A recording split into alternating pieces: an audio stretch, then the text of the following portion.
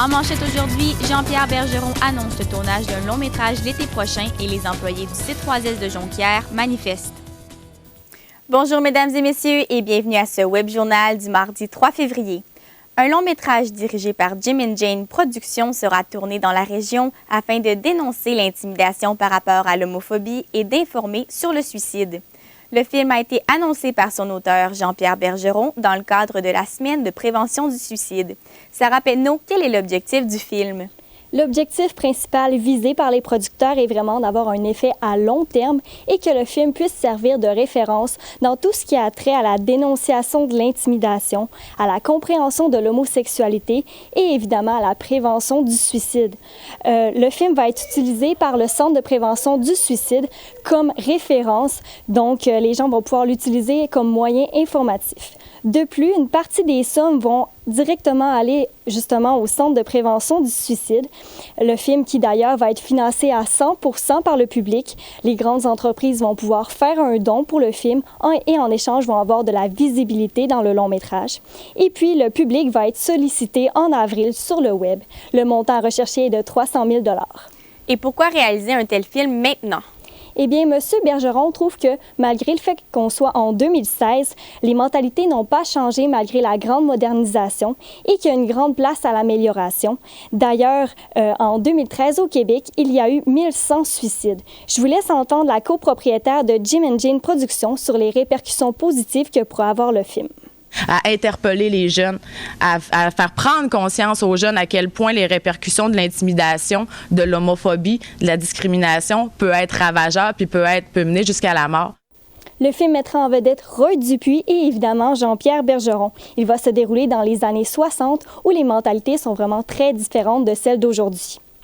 Laurent Garneau du Centre de prévention du suicide espère que le film engendrera des discussions.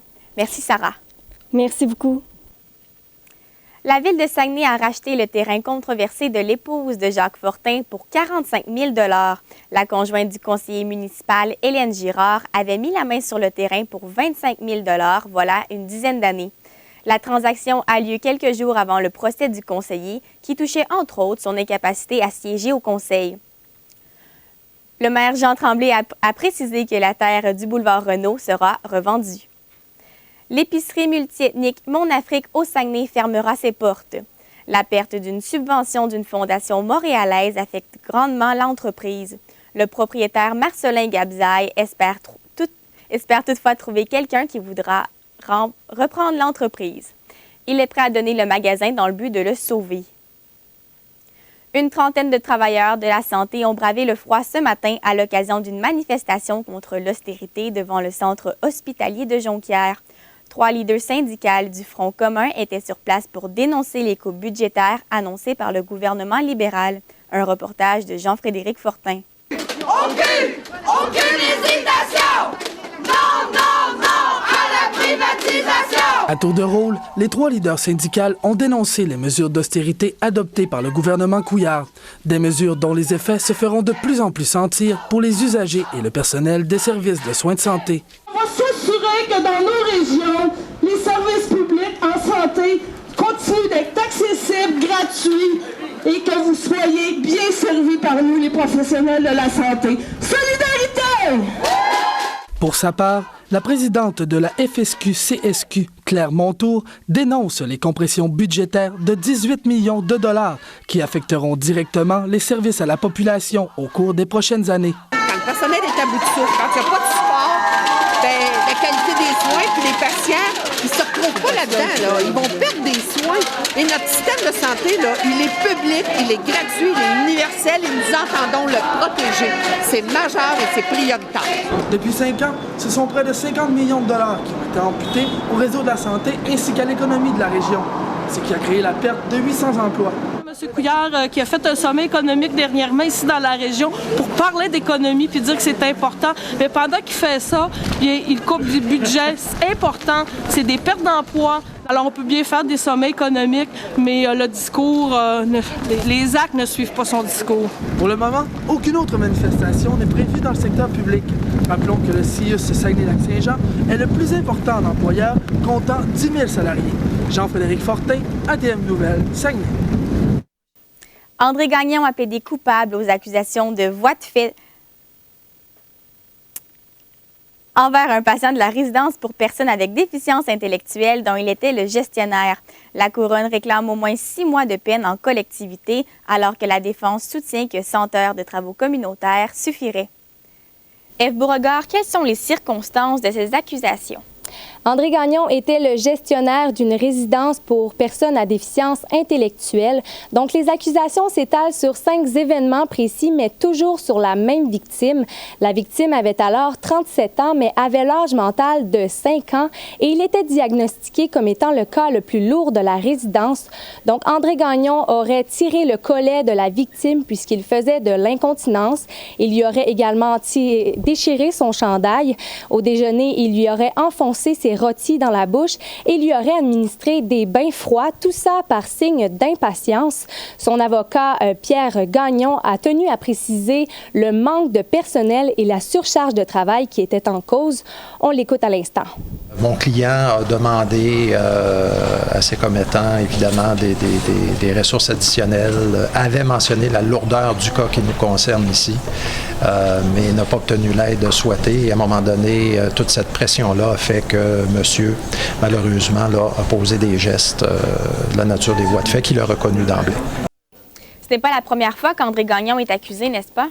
Non, il a plaidé coupable la semaine dernière à des chefs d'accusation d'abus de confiance à des fins sexuelles. Il aurait apporté un patient de 19 ans, toujours avec des déficiences intellectuelles, à son chalet de Chambord sans l'autorisation des parents. Il y aurait eu fellation et attouchement sexuel. Les événements se seraient produits en même temps que tous ceux que je vous ai parlé plus tôt. En terminant, Ève, il a également été question d'Yves Martin. Yves Martin était en effet de retour au palais de justice de Chicoutimi. On se rappelle qu'Yves Martin est celui qui a fauché la vie de 3 personnes de la même famille dans le rang Saint-Paul en août dernier. Son avocat Jean-Marc Fradette a demandé au juge à ce que Yves Martin soit transféré à la prison de Roberval. On l'écoute à l'instant.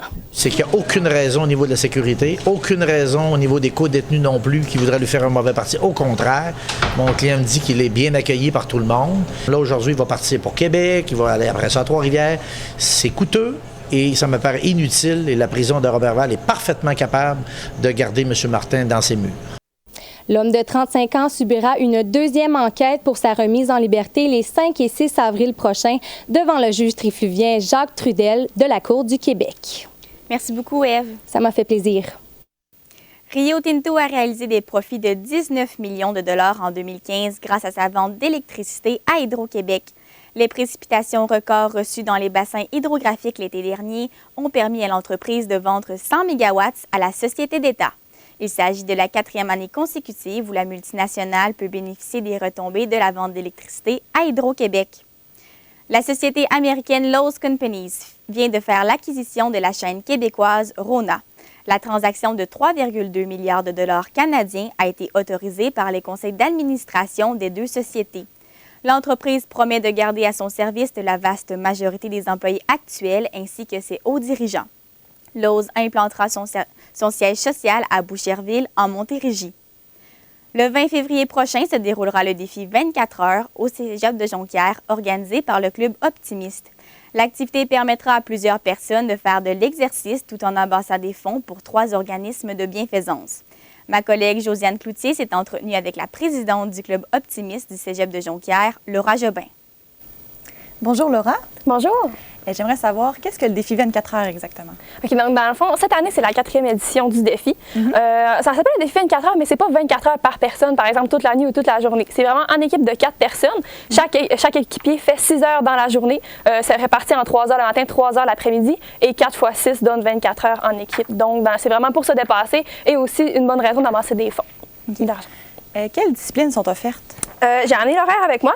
C'est vraiment pour tous les goûts, pour tous les âges. Par exemple, on a des cours de Zumba, de step, de pilates, du spinning, des cours de danse. On a aussi toutes sortes, que ce soit du badminton, du soccer, pas du hockey, mais du volleyball ou du kinball, ou aussi du crossfit. Et donc, c'est vraiment offert là, pour tous les types d'entraînement, pour toutes les sortes de personnes qu'il peut y avoir. J'ai cru voir sur l'événement Facebook aussi qu'il y avait une activité nommée Chuck Ball. Est-ce que vous pouvez m'en dire plus? Oui, dans le fond, c'est comme 2 mini-trampolines qui sont dans un certain angle à chaque extrémité du gymnase. Et chaque équipe, dans le fond, l'objectif, c'est de lancer un petit ballon sur la trampoline, puis il faut faut que l'autre équipe essaie de l'attraper avant que le ballon touche par terre. S'il touche par terre, c'est un point. Si l'autre équipe l'attrape, il n'y a pas de point. C'est un peu l'objectif. Ça, c'est très plaisant. Ça joue à plusieurs personnes aussi. C'est drôle. J'ai cru comprendre aussi que c'était ouvert à tous et pas seulement réservé aux étudiants du cégep. Exactement, c'est à toute la population. Pour les 12 ans et plus, c'est 20 $ par personne. Pour les 12 ans et moins, pour la famille aussi, c'est 10 $ pour les 12 ans et moins. Exactement. Les profits iront notamment à des organismes comme Telle Aide, la Super de l'Amitié et la Fondation L'Équilibre. Pourquoi avoir choisi de verser les profits à ces organismes? Telle Aide, en fait, on avait reçu une demande. Une lettre nous avait été envoyée pour un fonds de minimal de 500 $. Pour les autres, on les a choisis parce qu'on voulait que l'argent reste dans la région. On trouvait ça intéressant de les offrir vu qu'on a notamment des beaux organismes aussi ici qui ont besoin d'aide aussi financièrement. Fait qu'on s'est dit pourquoi pas la garder là, dans la région ici. Et d'où vient l'idée du défi 24 heures? En fait, ça remonte, je crois, dans les premières années du défi. Ils ont probablement, du club en tant que tel, ça fait pas si longtemps que ça existe. Probablement qu'ils ont voulu, des fois au secondaire, on avait à Kenogami, je me souviens, on avait des 15 heures de sport, probablement qu'ils ont voulu juste changer ça, l'adapter au collégial, puis c'est probablement de là que ça vient. Est-ce que c'est dans le but de promouvoir les bonnes habitudes de vie? Aussi. C'est aussi une des raisons pourquoi on le fait après les fêtes, souvent. Normalement, c'est plus proche à cause des réservations. Ça a tombé le 20, c'est un peu plus loin. D'habitude, on le fait vraiment plus début février, puis c'est vraiment juste aussi pour promouvoir là, la santé, puis c'est important de bouger. Puis entre amis, à quel point ça peut être plaisant aussi de faire du sport. Vous m'avez mentionné tout à l'heure que c'était la 4e édition du défi à Jonquière. Qu'est-ce qui explique le succès de l'événement? J'imagine qu'on est quand même 20 membres dans notre club cette année. Chaque membre est très impliqué, on est vraiment content de ça. Puis c'est justement le bouche à oreille fait beaucoup. Puis on s'est rendu compte que les équipes qui le font une année souvent reviennent l'année d'après. Je crois qu'ils ont beaucoup de plaisir à participer. Puis souvent on travaille fort ensemble, c'est tout le temps bien. On essaie de faire ça le mieux qu'on peut. Puis je crois que les gens le voient, l'apprécient aussi. Puis aussi à cause que c'est pour des fondations, probablement qu'ils trouvent ça plaisant aussi. Est-ce que vous prévoyez un gros achalandage pour les on s'attend à avoir un minimum de 75 personnes. Quand même. On aimerait ça aller rechercher le 100 à 125. Là, ça va quand même bien les inscriptions. En plus, maintenant, pour les 75 premiers inscrits, on aurait un 2 pour 1 chez Subway grâce à Subway. Fait qu'on est content, ça peut aller chercher des gens à cause de ça. Mais oui, on prévoit à beaucoup de monde quand même cette année. Est-ce que c'est supérieur à l'année passée? Oui, encore plus même au niveau des profits qu'on a fait. On a commencé à amasser de l'argent déjà au début de la dernière session. Donc, en plus, on remet à 3 fondations à la place de 2. Donc, on s'attend à des records cette année. Ça fait longtemps que vous travaillez là-dessus? Oui, exactement. Ça date du début on travaille dessus depuis le tout début de la session d'automne. OK. Puis, comment peut-on s'inscrire? En fond, tous les membres du Club Optimiste ont des formulaires. Mais il y a aussi M. Steve Dufour dans l'autre pavillon qui en a. Comment ça fonctionne, c'est qu'on vous remet le formulaire. Même si vous ne le remplissez pas, si vous voulez juste lire les informations qui sont expliquées sur le dessus, vous pouvez. Ensuite, vous le remplissez, ça fonctionne avec les cartes participants. Vous ramenez l'argent à M. Steve Dufour ou à n'importe quel membre. Et nous, on s'occupe de ça. Puis le matin même de l'événement, vous allez avoir votre horaire avec les activités. Puis les inscriptions se déroulent jusqu'à quand? Dans le fond, le 13, c'est un samedi, donc jusqu'au 12, là, le vendredi, on va prendre les inscriptions. Et rappelez-nous quand et où se déroulera l'activité? Ça va se dérouler ici même au cégep. Donc, tout n'est pas perdu, les gymnases et les salles de conditionnement, le 20 février dès 8 h. C'est inscrit, je les ai corrigés, c'est écrit 7h30, ça a changé, c'est rendu 8 h le matin. Dans le fond, c'est présenté à la salle ou les vestiaires. Puis parlez-moi un petit peu du Club Optimiste. C'est quoi le but qu'il y a derrière cette organisation-là? Dans le fond, le Club Optimiste, l'objectif, c'est beaucoup de favoriser l'épanouissement des jeunes. Donc, c'est pour ça que, par exemple, nous, on est quand même on est un club d'adultes, mais on est des jeunes du collège à l'intérieur. Mais c'est vraiment pour favoriser, nous permettre de s'impliquer dans notre milieu. Et dans le fond, c'est pour ça c'est vraiment pour faire un engagement communautaire, là, puis s'impliquer dans notre société. Puis, vous faites le défi 24 heures, mais quelles autres activités organisez-vous?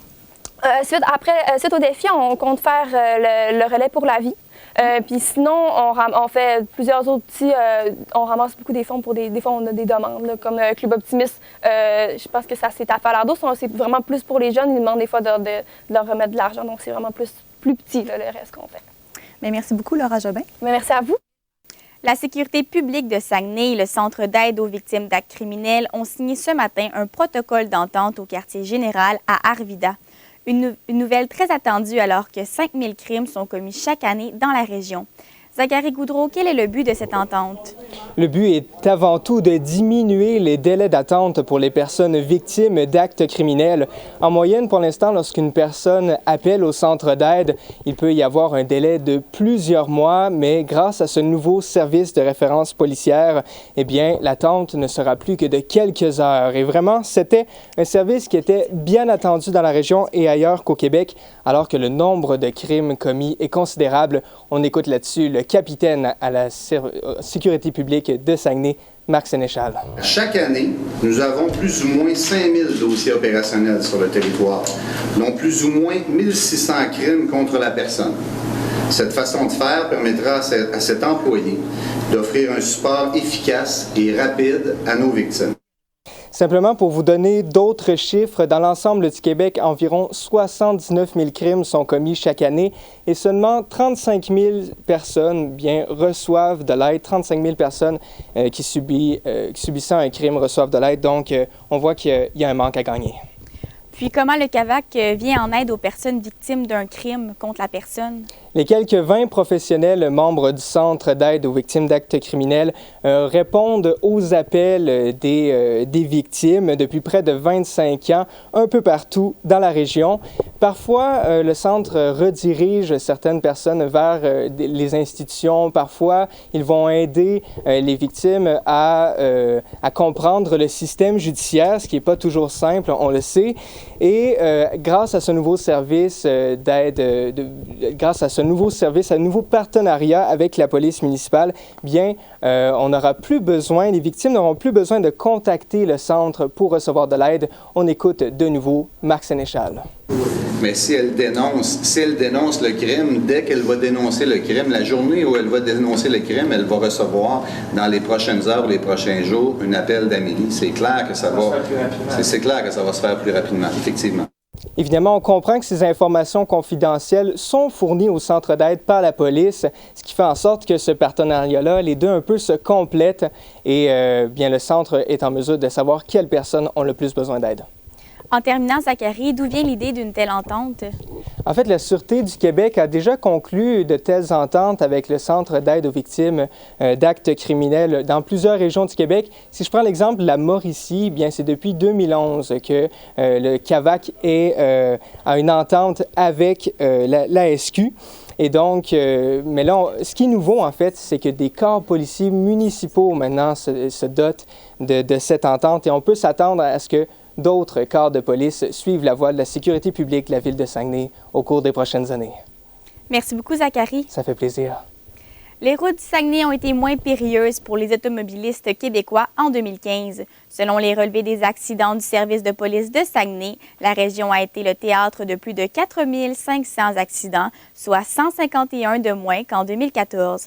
La région a réduit son total d'accidents sur les routes pour une deuxième année consécutive. La malchance semble s'acharner sur la fromagerie Boivin. L'entreprise Berry-Vraine a été victime d'un autre incendie mardi soir alors que des flammes ont été aperçues dans la partie de la bouilloire à biomasse. Heureusement, l'intervention rapide des pompiers a permis d'éviter les dommages. En 2011, un violent accident avait frappé la fromagerie Boivin, causant des pertes de plusieurs millions de dollars. Promotion Saguenay annonce la nomination d'un nouveau vice-président. Il s'agit du préfet de la MRC du Fjord du Saguenay, Gérald de Savard. Selon le maire Jean Tremblay, cette nomination confirme le lien étroit qui existe entre la MRC du Fjord du Saguenay et la ville. Gérald Savard est préfet de la MRC depuis 2012. Après la victoire de Cédric Martel l'an dernier, Cégep en spectacle est de retour pour une 37e édition. La finale locale aura lieu demain soir à la salle François Brasseur du Cégep de Jonquière. Pour une deuxième année consécutive, Tommy Brochu, Alex Hervé et Kevin Dupont formeront le trio d'animateurs de la soirée. Pour nous en parler, mon collègue Alex Antonacci a reçu plus tôt aujourd'hui 2 des animateurs de cette soirée. Nous l'écoutons. Alex Hervé, Tommy Brochu, bonjour. Salut bonjour. Alex. À quoi peut-on s'attendre de l'édition locale de Cégep en spectacle cette année? En fait, c'est un show qui va avoir tellement de variétés. C'est un show où est-ce que si vous avez envie d'avoir du plaisir, il faut aller de l'art oratoire, de la danse, du chant, à peu près tout ce que vous voulez voir dans un spectacle qui coûte habituellement très cher. Vous avez tout ça dans un show, plus une deuxième partie avec un show d'humour de Simon Gouache. Franchement, là, ça vaut vraiment la peine pour le prix que ça coûte. Là. C'est sûr que le but de Cégep en spectacle, là, on va rire cette année. On va s'amuser, vraiment là, de la danse, du chant, vraiment beaucoup de musique. Donc, beaucoup de plaisir pour tout le monde. Vous en parlez justement, c'est un show de spectacle de variété où il y a plusieurs artistes de différents niveaux. Quel genre de variété, quelle variété on a cette année parmi les artistes, là? Écoute, on a de la danse, la danse un peu spéciale. Beaucoup de sortes de danse, vraiment des mélanges, beaucoup de choses. De la musique avec une fille, entre autres, qui joue de la guitare en même temps de chanter. C'est vraiment merveilleux comme spectacle. C'est bon, là, tu sais, c'est pas classique, juste guitare-chant, là. C'est des artistes qui sont pas comme on est habitué de voir et d'entendre. C'est des artistes avec comme j'ai dit tantôt, là, une variété très plaisante et une fraîcheur assez incroyable. Vous parlez des artistes différents, mais c'est aussi des étudiants, là. C'est aussi des étudiants, tous des gens du Cégep de Jonquière, là, puis je pense que c'est dans les règlements. Il faut que ce soit des étudiants du Cégep de Jonquière. Donc, si vous voulez voir des étudiants qui ont du talent, là, ben, venez voir ça. Même qu'il y en a qui font leur propre composition. Donc, c'est vraiment intéressant de voir tout ça. Puis c'est des étudiants aussi qui étudient pour quelque chose qu'ils veulent devenir, mais est-ce que ces artistes-là peuvent aspirer peut-être même à devenir un artiste? Une révélation parmi le Cégep en spectacle? Ben, en fait, il y a beaucoup d'artistes qui ont commencé à Cégep en spectacle. J'ai pas de nom comme ça, là, mais c'est assez intéressant de voir à quel point ça peut être une plateforme de départ incroyable parce que non seulement il y a les finales locales, comme on va voir demain, mais il y a aussi les finales régionales, c'est-à-dire toute l'Est, et par la suite, il y a la finale nationale. Puis un coup qu'on a fait la finale nationale, ben, ça donne une belle plateforme de départ pour une carrière assez fructueuse. Parce que là, demain soir, le spectacle, il y aura un gagnant. Il y aura un gagnant. Le gagnant ira à Sept-Îles à la finale de l'Est et finalement reviendra à Chicoutimi pour la finale nationale s'il se rend là, bien sûr. Vous en êtes à votre deuxième année à l'animation avec Kevin Dupont. Vous êtes un trio. L'année passée, vous avez fait c'était votre première expérience. Parlez-moi un peu comment ça a été. Incroyable. Totalement fou. C'est vraiment une belle expérience, non seulement pour ceux qui font le spectacle, mais pour ceux qui l'animent aussi. On pense pas à ça, mais c'est la scène, là. On devient à l'aise, on devient à l'aise à parler devant un public, puis c'est ça qui est le fun, on prend de l'expérience. C'est surprenant à quel point, quand on le pratique dans une cuisine avant le gala, on n'a pas le même feeling que quand on arrive sur scène, puis que là, on est plein d'énergie, puis ça booste vraiment. Là. Parce que vous êtes l'animation, vous présentez les artistes, mais vous faites aussi un spectacle, en fait. Là. On fait un petit spectacle. Notre but, c'est de divertir. Notre but, c'est de faire une cassure entre les numéros un petit peu plus traditionnels et d'autres numéros un petit peu plus traditionnels. Le but, c'est d'un peu alléger tout ça du meilleur de notre possible. Mais pour vrai, si le public aime ça, c'est parfait. Puis le public, ben, il faut qu'il y ait du fun, puis il va y avoir du fun, je vous le garantis. Puis le public avait bien répondu l'année passée aussi, oui. Donc on espère que ça va être la même chose cette année. Un public en or ici, là, à Jonquière, donc on aime ça. On a le plus beau public. Quel genre de trio vous qualifiez là, avec Kevin Dupont, là? Absurde. Absurde, oui, ça c'est sûr. Très, très, très absurde, humoristique, mais tu sais qu'on se prend pas pour d'autres, là. On est des gars du peuple. On est comme un peu le public du spectacle, mais sur scène, qui jasent d'à peu près tout et rien. C'est ça, le but, c'est pas de trop se prendre au sérieux. On voit l'actualité, on regarde l'actualité, qu'est-ce qui est drôle là-dedans, on fait des petits sketchs avec ça, c'est ça qu'on veut faire. Et là, vous l'avez dit, vous faites un spectacle. Quel genre de préparation vous avez à faire pour ce spectacle-là? Bien, l'écrire dans la totalité, écrire les textes, trouver des petits twists, des petits gags, sans dire que c'est de l'humour. On peut dire qu'on essaye de, tranquillement, pas vite, alléger tout ça, comme je t'ai dit tantôt. Sinon, bien sûr, faire la mise en scène, faire l'introduction. Il y a des éléments multimédia que vous allez voir. Ça, c'est tout ça, tout l'habillage autour de ça, c'est nous qui travaillons là-dessus, avec l'équipe de Cégep en spectacle, bien sûr. Mais c'est toujours un réel plaisir de faire ça. Laurent Paquin, Sylvain Cossette, Éric Salvaille, ils ont passé à Cégep en spectacle, que ce soit à l'animation ou même comme participant. Rapidement, qu'est-ce que ça vous apporte, là, ce spectacle-là, pour vous personnellement ou même comme pour votre formation professionnelle? Un bagage d'animation devant public incroyable. La réaction immédiate. Comme moi, par exemple, là, qui est en radio, je peux pas avoir la réaction directe du public, avoir le feeling de les regarder dans les yeux puis de voir si ça passe réellement. Tandis que là, ben, sur scène, c'est totalement différent. Là. Je sais pas si c'est comme ça pour toi aussi. Un peu la même chose, mais moi, je suis en journalisme, donc c'est beaucoup plus sérieux. Donc, avoir des rires, ça, c'est spécial parce que je suis habitué de rapporter la nouvelle, mais là, je m'en viens faire des gags, des jokes, puis le monde y rit. Ça, c'est spécial. C'est plus un lien fort avec le public. Ça, c'est ça que j'aime. C'est ça, le lien avec le public. En terminant, est-ce que vous pouvez rappeler aux gens où ils peuvent se procurer des billets, où le spectacle a lieu et à quel coût? C'est à l'Encrier étudiant, là, au côté pavillon principal. Ça coûte 6 $ pour les étudiants, 9 $ pour les non-étudiants. Puis le spectacle est demain à 19 h à la salle François Brassard.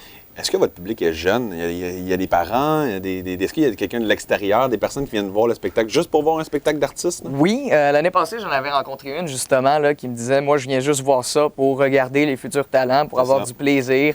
Puis c'est le fun parce que ça rejoint vraiment tout le monde. C'est pas un spectacle qui touche seulement les étudiants. Quelqu'un de l'extérieur qui voudrait s'acheter un billet, il a juste à venir acheter le billet justement, puis viens voir ça. Je pense que ta propriétaire va être là aussi. Oui, ma propriétaire va être là et je pense que c'est filmé par Sport en direct même. Oui.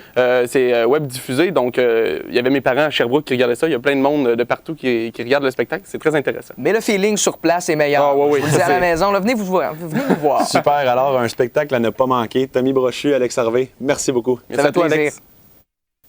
Le fabricant japonais Toyota a décidé de mettre fin à la jeune compagnie Scion, 13 ans après son lancement. La vente des modèles Scion étant en déclin depuis les dernières années, les 1004 concessionnaires fermeront leurs portes et la transition commencera dès l'automne 2016. Les employés se verront offrir un poste dans les concessions Toyota. Étant donné la météo d'aujourd'hui et les amas de neige sur les routes, cela peut devenir un véritable problème de circuler en voiture sur les rues de Saguenay. Que pense la population du déneigement de l'arrondissement de Jonquière? Olivier, j'espère, dans l'ensemble, les citoyens que vous avez rencontrés ont un avis partagé.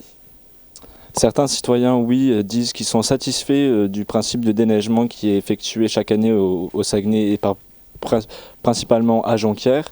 D'autres, par contre, se soucient de la sécurité publique avec certains systèmes de tracteurs. Et on a aussi certains avis de d'autres citoyens qui disent et qui critiquent le système de déneigement ici au Saguenay et à Jonquière plus particulièrement. Je dirais que le déneigement ici est disons un peu tardif, mais écoute, je sais pas si c'est le même un petit peu partout dans les régions. Ici, il y a beaucoup de neige, premièrement. Fait que ça coûte cher.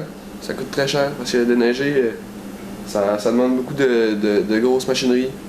Le déneigement à Jonquière, je pense que ça va quand même assez bien. Je vois comme qu'il y a beaucoup de tracteurs qui viennent toujours déneiger. Là. Les rues sont assez fiables. C'est sûr que c'est pas facile avec la météo qu'on a ici. Là. Il peut se ramasser des averses de neige.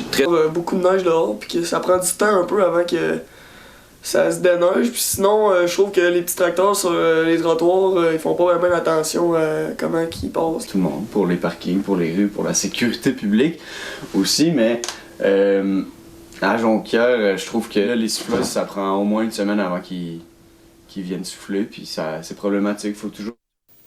Des coureurs colorés prendront d'assaut les rues de Jonquière le 4 juin prochain à l'occasion de la première édition de la course des couleurs à Saguenay. Le coup d'envoi sera donné au parc de la Rivière-aux-Sables. Le parcours de 5 km sillonnera la piste cyclable et les participants devront traverser des nuages de poudre colorée. Il est encore possible de vous inscrire sur le site Internet de l'événement. Les Saguenayens renouaient avec l'action hier soir alors que le Phoenix de Sherbrooke était de passage au centre Georges Vézina. La troupe de Yannick Jean a d'ailleurs servi une correction à l'équipe sherbrookoise. Un reportage de Samuel Labrie-Ross. Victoire incontestable des Saguenayens contre le Phoenix. Le résultat, 7-1, reflète assez bien l'ambiance de la rencontre. Pourtant, Sherbrooke s'est très bien défendu en première, accordant seulement un but. C'est en deuxième période que tout s'est joué. Chicoutimi s'est montrée dominatrice avec 5 buts coup sur coup. Je vous rappelle le résultat, 7-1. Après la rencontre contre Sherbrooke, on s'est dirigé dans le bureau de Yannick Jean et voici ses réactions. C'est encore aujourd'hui, on a ajusté une petite affaire ou deux dans le plan de match, puis ils l'ont fait à merveille en première période quand on a commencé. Ils sont ouverts d'esprit, ils sont concentrés. J'aurais hâte de voir comment on sortirait en première. J'avais certains doutes par rapport à notre première période. Puis on a passé à travers, on a réussi à bâtir, on a sorti de là 1-0. Ça a fait Après ça, on a retrouvé notre rythme, nos jambes, puis on a fait en sorte que l'écart s'est encore grandi en deuxième. Le gardien but partant des Saguenay a été remplacé à 5 minutes de la fin de la troisième période. Yannick Jean nous explique pourquoi. Xavier va gauler une game contre Rouen. Ça fait quand même plus de 2 semaines qu'il n'a pas gaulé. Je lui ai donné quelques minutes pour qu'il se remette un petit peu dedans. Puis Julio était bien correct, bien ouvert. C'est ça notre équipe, c'est des petits détails qui font que Julio était content pour l'autre, puis ça fait un effet boule de neige. Les Saguenayens de Chicoutimi disputeront leur prochain match jeudi à 19h au centre Georges Vézina contre Rouyn-Noranda. Samuel Labrie-Ross, ATM Nouvelles, Saguenay. À la météo, Anne-André Dano, on a eu droit à tout un cocktail aujourd'hui dans la plupart des régions du Québec et le Saguenay-Lac-Saint-Jean n'y a pas échappé.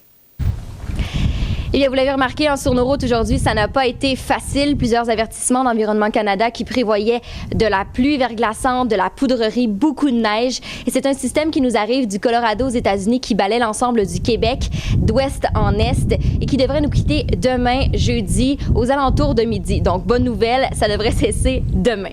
Si j'y vais en détail maintenant du côté du Saguenay, ce soir et cette nuit, on aura vraiment droit à tout, de la neige, à du grésil se changeant en pluie verglaçante dans la nuit, mais par contre, la température va augmenter pour atteindre des 4 degrés autour de la nuit, 4 ou 5 degrés, ce qui permettra d'avoir des précipitations, oui, beaucoup plus liquides. Demain, en se réveillant, ce sera généralement nuageux, quelques averses de neige débutant en matinée pour atteindre un maximum de 3 degrés.